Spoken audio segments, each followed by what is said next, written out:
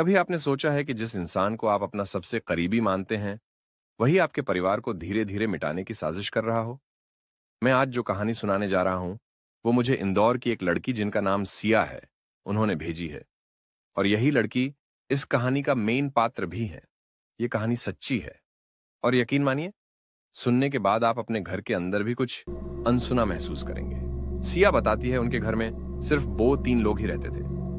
एक सिया खुद, उनकी मम्मी अनीता और उनका छोटा भाई रोहन। उनके पिताजी जो थे वो 3 साल पहले गुजर गए थे। अनीता एक स्कूल में पढ़ाती थी, सिया 16 साल की थी और 11वीं में पढ़ती थी।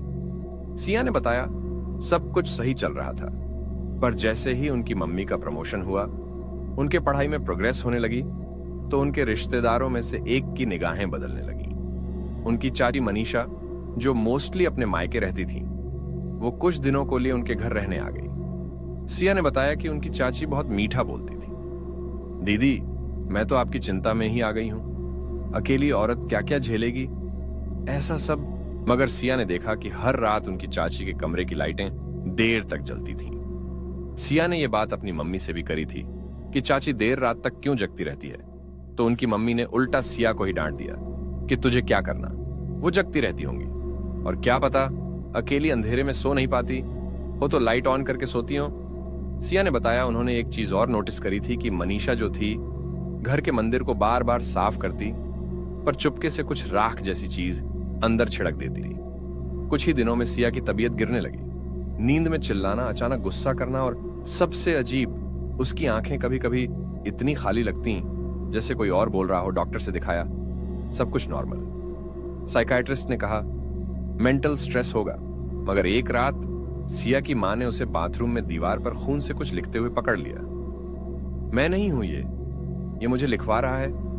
आप सोच सकते हैं ये सब जो हुआ है वो मुझे सिया खुद अपने मुंह से बता रही है। कितना भयानक दृश्य होगा ये।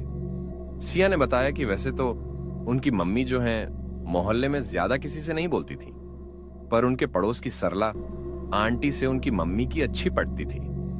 उनकी मम्मी ने सरला आंटी को सब बातें बता रखी थी कि उनकी बेटी के साथ ऐसा ऐसा ही रहा है। सरला आंटी जो है काफी पूजा पाठ करती थी, तो उनको भी उस घर में कुछ गलत फील हो रहा था।